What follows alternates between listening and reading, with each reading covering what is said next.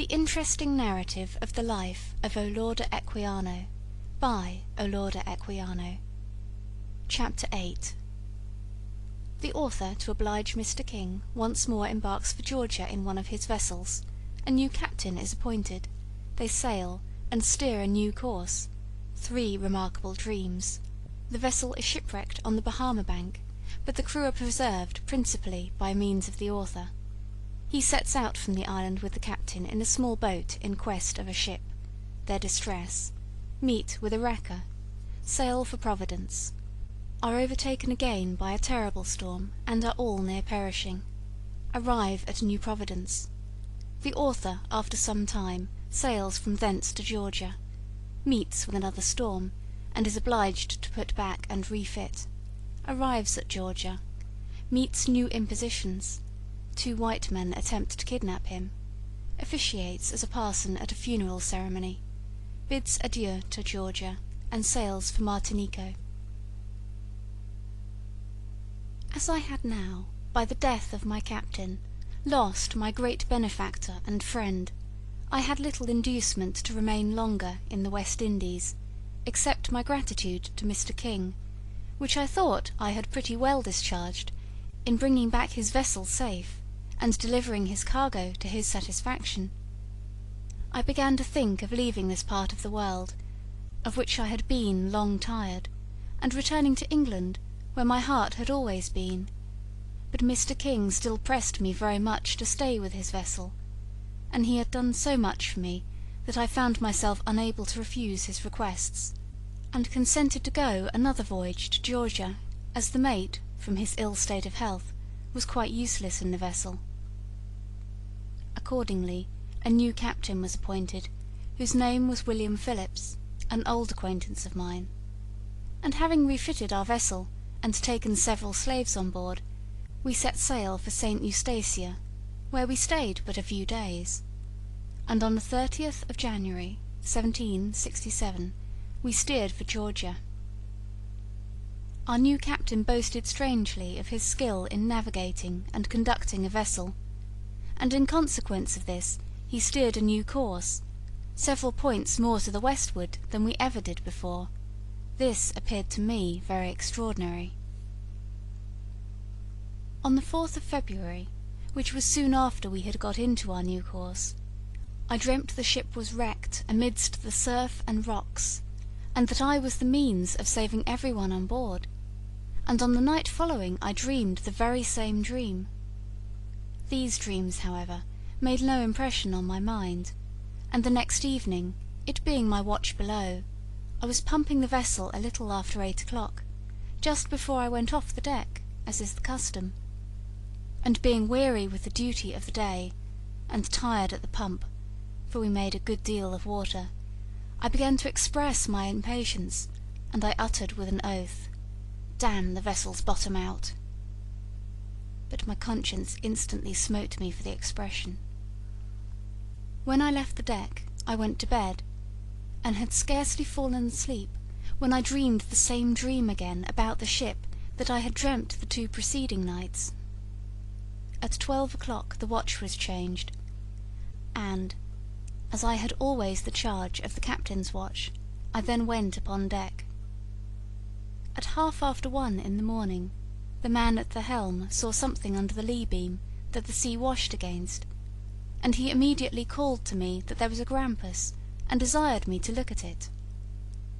Accordingly I stood up, and observed it for some time, but when I saw the sea wash up against it again and again, I said it was not a fish but a rock. Being soon certain of this, I went down to the captain, and with some confusion told him the danger we were in, and desired him to come upon deck immediately. He said it was very well, and I went up again. As soon as I was upon deck, the wind, which had been pretty high, having abated a little, the vessel began to be carried sideways towards the rock by means of the current. Still the captain did not appear.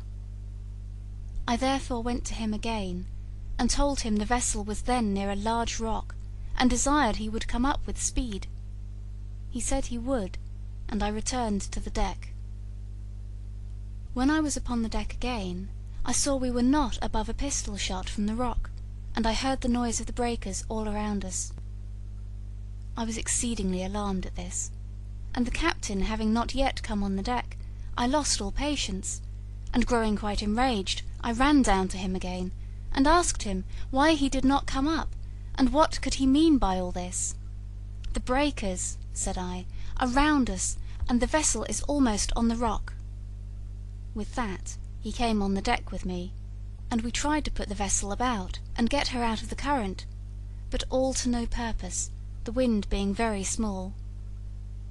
We then called all hands up immediately, and after a little we got up one end of a cable and fastened it to the anchor. By this time the surf was foaming around us, and made a dreadful noise on the breakers, and the very moment we let the anchor go the vessel struck against the rocks. One swell now succeeded another, as it were one wave calling on its fellow. The roaring of the billows increased, and, with one single heave of the swells, the sloop was pierced and transfixed among the rocks. In a moment a scene of horror presented itself to my mind, such as I had never conceived or experienced before. All my sins stared me in the face, and especially I thought that God had hurled his direful vengeance on my guilty head for cursing the vessel on which my life depended. My spirits at this forsook me, and I expected every moment to go to the bottom. I determined, if I should still be saved, that I would never swear again. And in the midst of my distress, while the dreadful surfs were dashing with unremitting fury among the rocks, I remembered the Lord, though fearful that I was undeserving of forgiveness, and I thought that as he had often delivered he might yet deliver, and calling to mind the many mercies he had shown me in times past, they gave me some small hope that he might still help me. I then began to think how we might be saved, and I believe no mind was ever like mine, so replete with inventions and confused with schemes, though how to escape death I knew not. The captain immediately ordered the hatches to be nailed down on the slaves in the hold, where there were above 20, all of whom must unavoidably have perished if he had been obeyed. When he desired the man to nail down the hatches, I thought that my sin was the cause of this, and that God would charge me with these people's blood. This thought rushed upon my mind that instant with such violence that it quite overpowered me, and I fainted. I recovered just as the people were about to nail down the hatches, perceiving which I desired them to stop. The captain then said it must be done. I asked him why. He said that every one would endeavour to get into the boat, which was but small, and thereby we should be drowned, for it would not have carried above 10 at the most. I could no longer restrain my emotion, and I told him he deserved drowning for not knowing how to navigate the vessel, and I believe the people would have tossed him overboard if I had given them the least hint of it. However, the hatches were not nailed down, and as none of us could leave the vessel then on account of the darkness, and as we knew not where to go, and were convinced besides that the boat could not survive the surfs, we all said we would remain on the dry part of the vessel, and trust to God till daylight appeared, when we should know better what to do. I then advised to get the boat prepared against morning, and some of us began to set about it, but some abandoned all care of the ship and themselves, and fell to drinking.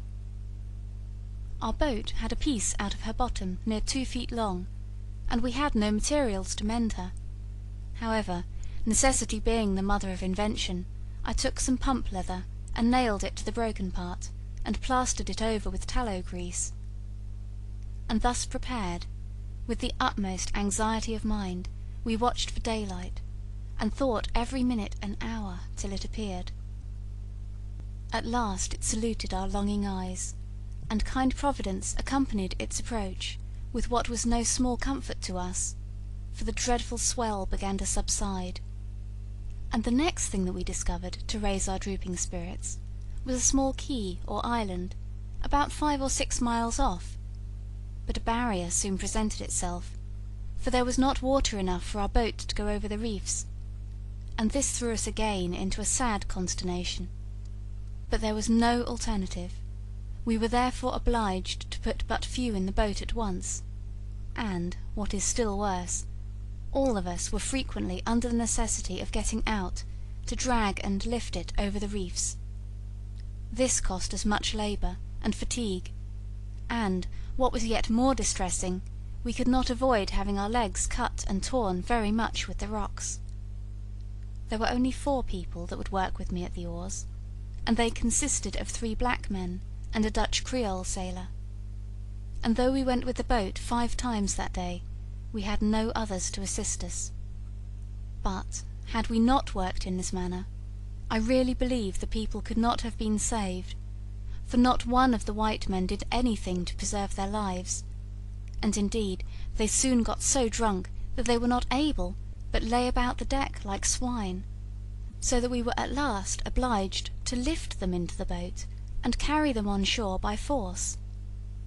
This want of assistance made our labour intolerably severe, insomuch that, by putting on shore so often that day, the skin was entirely stripped off my hands. However, we continued all the day to toil and strain our exertions, till we had brought all on board safe to the shore, so that out of 32 people we lost not one. My dream now returned upon my mind with all its force.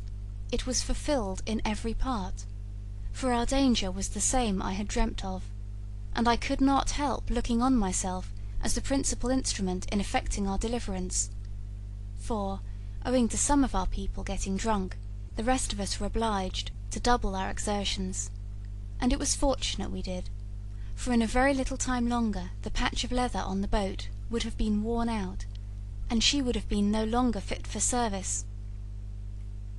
Situated as we were, who could think that men should be so careless of the danger they were in? For, if the wind had but raised the swell as it was when the vessel struck, we must have bid a final farewell to all hopes of deliverance. And though I warned the people who were drinking, and entreated them to embrace the moment of deliverance, nevertheless they persisted, as if not possessed of the least spark of reason. I could not help thinking that, if any of these people had been lost, God would charge me with their lives, which perhaps was one cause of my labouring so hard for their preservation; and indeed every one of them afterwards seemed so sensible of the service I had rendered them, and while we were on the quay I was a kind of chieftain amongst them. I brought some limes, oranges, and lemons ashore, and finding it to be a good soil where we were, I planted several of them as a token to any one that might be cast away hereafter. This quay, as we afterwards found, was one of the Bahama Islands, which consist of a cluster of large islands, with smaller ones, or keys as they are called, interspersed among them. It was about a mile in circumference, with a white sandy beach running in a regular order along it. On that part of it where we first attempted to land, there stood some very large birds, called flamingoes.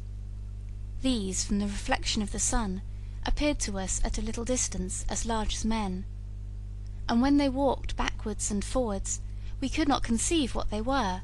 Our captain swore they were cannibals. This created a great panic among us, and we held a consultation how to act. The captain wanted to go to a quay that was within sight, but a great way off, but I was against it, as in so doing we should not be able to save all the people. "And therefore," said I, "let us go on shore here, and perhaps these cannibals may take to the water." Accordingly we steered towards them, and when we approached them, to our very great joy, and no less wonder, they walked off one after the other very deliberately, and at last they took flight, and relieved us entirely from our fears. About the quay there were turtles, and several sorts of fish, in such abundance that we caught them without bait, which was a great relief to us after the salt provisions on board. There was also a large rock on the beach, about 10 feet high, which was in the form of a punch bowl at the top. This we could not help thinking Providence had ordained to supply us with rain water; and it was something singular, that if we did not take the water when it rained, in some little time after it would turn as salt as sea water. Our first care, after refreshment, was to make ourselves tents to lodge in, which we did as well as we could with some sails we had brought from the ship. We then began to think how we might get from this place, which was quite uninhabited, and we determined to repair our boat, which was very much shattered, and to put to sea in quest of a ship or some inhabited island. It took us up, however, 11 days before we could get the boat ready for sea in the manner we wanted it, with sail and other necessaries. When we had got all things prepared, the captain wanted me to stay on shore while he went to sea in quest of a vessel to take all the people off the quay, but this I refused, and the captain and myself, with 5 more, set off in the boat towards New Providence. We had no more than 2 musket-load of gunpowder with us if anything should happen, and our stock of provisions consisted of 3 gallons of rum, 4 of water, some salt beef, some biscuit, and in this manner we proceeded to sea. On the 2nd day of our voyage we came to an island called Obico, the largest of the Bahama Islands. We were much in want of water, for by this time our water was expended, and we were exceedingly fatigued in pulling 2 days in the heat of the sun, and it being late in the evening, we hauled the boat ashore to try for water, and remain during the night. When we came ashore we searched for water, but could find none. When it was dark we made a fire around us, for fear of the wild beasts, as the place was an entire thick wood, and we took it by turns to watch. In this situation we found very little rest, and waited with impatience for the morning. As soon as the light appeared we set off again with our boat, in hopes of finding assistance during the day. We were now much dejected and weakened by pulling the boat, for our sail was of no use, and we were almost famished for want of fresh water to drink. We had nothing left to eat but salt beef, and that we could not use without water. In this situation we toiled all day in sight of the island, which was very long. In the evening, seeing no relief, we made ashore again, and fastened our boat. We then went to look for fresh water, being quite faint for the want of it, and we dug and searched about for some all the remainder of the evening, but could not find 1 drop, so that our dejection at this period became excessive, and our terror so great, that we expected nothing but death to deliver us. We could not touch our beef, which was as salt as brine, without fresh water, and we were in the greatest terror from the apprehension of wild beasts. When unwelcome night came, we acted as on the night before, and the next morning we set off again from the island in hopes of seeing some vessel. In this manner we toiled as well as we were able till 4 o'clock, during which we passed several quays, but could not meet with a ship, and still famishing with thirst, went ashore on one of those quays again in hopes of finding some water. Here we found some leaves with a few drops of water in them, which we lapped with much eagerness. We then dug in several places, but without success. As we were digging holes in search of water, there came forth some very thick and black stuff, but none of us could touch it, except the poor Dutch Creole, who drank above a quart of it as eagerly as if it had been wine.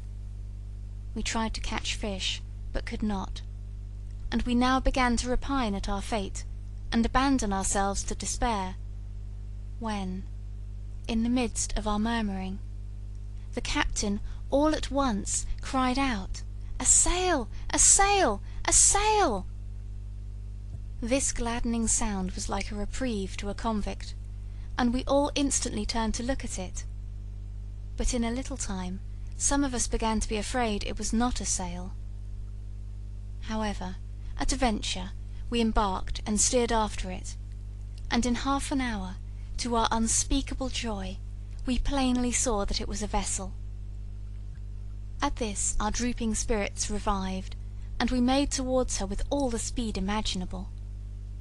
When we came near to her, we found she was a little sloop, about the size of a Gravesend hoy, and quite full of people, a circumstance which we could not make out the meaning of.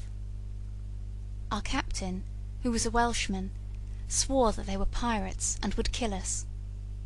I said, be that as it might, we must board her if we were to die for it, and if they should not receive us kindly, we must oppose them as well as we could, for there was no alternative between their perishing and ours. This counsel was immediately taken, and I really believe that the captain, myself, and the Dutchman would then have faced 20 men. We had 2 cutlasses and a musket that I brought in the boat, and in this situation we rowed alongside, and immediately boarded her. I believe there were about 40 hands on board, but how great was our surprise, as soon as we got on board, to find that the major part of them were in the same predicament as ourselves. They belonged to a whaling schooner that was wrecked 2 days before us, about 9 miles to the north of our vessel.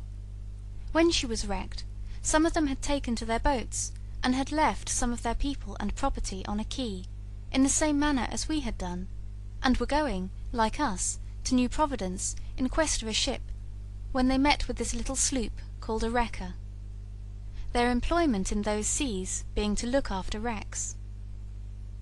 They were then going to take the remainder of the people belonging to the schooner, for which the wrecker was to have all things belonging to the vessel, and likewise their people's help to get what they could out of her, and were then to carry the crew to New Providence. We told the people of the wrecker the condition of our vessel, and we made the same agreement with them as the schooner's people, and, on their complying, we begged of them to go to our quay directly, because our people were in want of water. They agreed, therefore, to go along with us first, and in 2 days we arrived at the quay, to the inexpressible joy of the people that we had left behind, as they had been reduced to great extremities for want of water in our absence. Luckily for us, the wrecker had now more people on board than she could carry or victual for any moderate length of time. They therefore hired the schooner's people to work on our wreck, and we left them our boat, and embarked for New Providence. Nothing could have been more fortunate than our meeting with this wrecker, for New Providence was at such a distance that we never could have reached it in our boat. The island of Abico was much longer than we expected, and it was not till after sailing for 3 or 4 days that we got safe to the farther end of it, towards New Providence. When we arrived there, we watered, and got a good many lobsters and other shellfish, which proved a great relief to us, as our provisions and water were almost exhausted. We then proceeded on our voyage, but the day after we left the island, late in the evening, and whilst we were yet among the Bahama Keys, we were overtaken by a violent gale of wind, so that we were obliged to cut away the mast. The vessel was very near foundering, for she parted from her anchors and struck several times on the shoals. Here we expected every minute that she would have gone to pieces, and each moment to be our last, so much so that my old captain and sickly useless mate and several others fainted, and death stared us in the face on every side. All the swearers on board now began to call on the God of heaven to assist them, and sure enough, beyond our comprehension he did assist us, and in a miraculous manner delivered us. In the very height of our extremity the wind lulled for a few minutes, and although the swell was high beyond expression, 2 men, who were expert swimmers, attempted to go to the buoy of the anchor, which we still saw on the water at some distance, in a little punt that belonged to the wrecker, which was not large enough to carry more than 2. She filled different times in their endeavours to get into her alongside of our vessel, and they saw nothing but death before them, as well as we, but they said they might as well die that way as any other. A coil of very small rope, with a little boy, was put in along with them, and at last, with great hazard, they got the punt clear from the vessel, and these two intrepid water heroes paddled away for life towards the buoy of the anchor. The eyes of us all were fixed on them all the time, expecting every minute to be their last, and the prayers of all those that remained in their senses were offered up to God on their behalf for a speedy deliverance, and for our own, which depended upon them, and he heard and answered us. These two men at last reached the buoy, and having fastened the punt to it, they tied one end of their rope to the small buoy that they had in the punt, and sent it adrift towards the vessel. We on board, observing this, threw out boat hooks and leads fastened to lines, in order to catch the buoy. At last we caught it, and fastened a hawser to the end of the small rope. We then gave them a sign to pull, and they pulled the hawser to them, and fastened it to the buoy. Which being done, we hauled for our lives, and, through the mercy of God, we got again from the shoals into deep water, and the punt got safe to the vessel. It is impossible for any to conceive our heartfelt joy at the second deliverance from ruin, but those who have suffered the same hardships. Those whose strength and senses were gone came to themselves, and were now as elated as they were before depressed. 2 days after this the wind ceased, and the water became smooth. The punt then went on shore, and we cut down some trees, and having found our mast and mended it, we brought it on board and fixed it up. As soon as we had done this, we got up the anchor, and away we went once more for New Providence, which in 3 days more we reached safe, after having been above 3 weeks in a situation in which we did not expect to escape with life. The inhabitants here were very kind to us, and when they learned our situation, showed us a great deal of hospitality and friendship. Soon after this, every one of my old fellow sufferers that were free parted from us, and shaped their course where their inclination led them.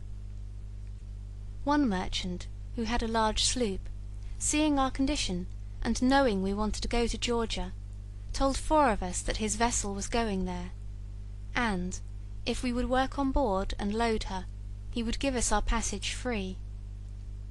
As we could not get any wages whatever, and found it very hard to get off the place, we were obliged to consent to his proposal, and we went on board, and helped to load the sloop, though we had only our victuals allowed us. When she was entirely loaded, he told us she was going to Jamaica first, where we must go if we went in her. This, however, I refused, but my fellow sufferers, not having any money to help themselves with, necessity obliged them to accept of the offer, and to steer that course, though they did not like it. We stayed in New Providence about 17 or 18 days, during which time I met with many friends, who gave me encouragement to stay there with them, but I declined it, though, had my heart not been fixed on England, I should have stayed, as I liked the place extremely, and there were some free black people here who were very happy, and we passed our time pleasantly together, with the melodious sounds of the catguts under the lime and lemon trees. At length Captain Phillips hired a sloop to carry him, and some of the slaves that he could not sell, to Georgia, and I agreed to go with him in this vessel, meaning now to take my farewell of that place. When the vessel was ready we all embarked, and I took my leave of New Providence, not without regret. We sailed about 4 o'clock in the morning, with a fair wind for Georgia, and about 11 o'clock the same morning a short and sudden gale sprung up and blew away most of our sails, and as we were still amongst the keys, in a very few minutes it dashed the sloop against the rocks. Luckily for us the water was deep, and the sea was not so angry but that, after having for some time laboured hard, and being many in number, we were saved through God's mercy, and by using our greatest exertions we got the vessel off. The next day we returned to Providence, where we soon got her again refitted. Some of the people swore that we had spells set upon us by somebody in Montserrat, and others that we had witches and wizards amongst the poor helpless slaves, and that we never should arrive safe at Georgia. But these things did not deter me. I said, "Let us again face the winds and seas, and swear not, but trust to God, and he will deliver us." We therefore once more set sail, and with hard labour, in 7 days' time arrived safe at Georgia. After our arrival we went up to the town of Savannah, and the same evening I went to a friend's house to lodge, whose name was Moser, a black man. We were very happy at meeting each other, and after supper we had a light till it was between 9 and 10 o'clock at night. About that time the watch or patrol came by, and discerning a light in the house, they knocked at the door. We opened it, and they came in and sat down and drank some punch with us. They also begged some limes of me, as they understood I had some, which I readily gave them. A little after this they told me I must go to the watch house with them. This surprised me a good deal, after our kindness to them, and I asked them, why so? They said that all negroes who had light in their houses after 9 o'clock were to be taken into custody, and either pay some dollars or be flogged. Some of those people knew that I was a free man, but as the man of the house was not free, and had his master to protect him, they did not take the same liberty with him they did with me. I told them that I was a free man, and just arrived from Providence, though we were not making any noise, and that I was not a stranger in that place, but was very well known there. "Besides," said I, "what will you do with me?" "That you shall see," replied they, "but you must go to the watch house with us." Now whether they meant to get money from me or not I was at a loss to know, but I thought immediately of the oranges and limes at Santa Cruz, and seeing that nothing would pacify them, I went with them to the watch house, where I remained during the night. Early the next morning these imposing ruffians flogged a negro man and woman that they had in the watch house, and then they told me that I must be flogged too. I asked why, and if there was no law for free men, and told them if there was I would have it put in force against them. But this only exasperated them the more, and instantly they swore they would serve me as Dr. Perkins had done, and they were going to lay violent hands on me, when one of them, more humane than the rest, said that as I was a free man they could not justify stripping me by law. I then immediately sent for Dr. Brady, who was known to be an honest and worthy man, and on his coming to my assistance they let me go. This was not the only disagreeable incident I met with while I was in this place, for one day, while I was a little way out of the town of Savannah, I was beset by 2 white men, who meant to play their usual tricks with me in the way of kidnapping. As soon as these men accosted me, one of them said to the other, "This is the very fellow we are looking for that you lost," and the other swore immediately that I was the identical person. On this they made up to me, and were about to handle me, but I told them to be still and to keep off, for I had seen those kind of tricks played upon other free blacks, and they must not think to serve me so. At this they paused a little, and one said to the other, "It will not do," and the other answered that I talked too good English. I replied, I believed I did, and I had also with me a revengeful stick equal to the occasion, and my mind was likewise good. Happily, however, it was not used, and after we had talked together a little in this manner, the rogues left me. I stayed in Savannah some time, anxiously trying to get to Montserrat once more to see Mr. King, my old master, and then to take a final farewell of the American quarter of the globe. At last I met with the sloop called the Speedwell, Captain John Bunton, which belonged to Grenada, and was bound to Martinico, a French island, with a cargo of rice, and I shipped myself on board of her. Before I left Georgia, a black woman, who had a child lying dead, being very tenacious of the church burial service, and not able to get any white person to perform it, applied to me for that purpose. I told her I was no parson, and besides, that the service over the dead did not affect the soul. This, however, did not satisfy her; she still urged me very hard. I therefore complied with her earnest entreaties, and at last consented to act the parson for the first time in my life. As she was much respected, there was a great company both of white and black people at the grave. I then accordingly assumed my new vocation, and performed the funeral ceremony to the satisfaction of all present, after which I bade adieu to Georgia, and sailed for Martinico. Chapter 8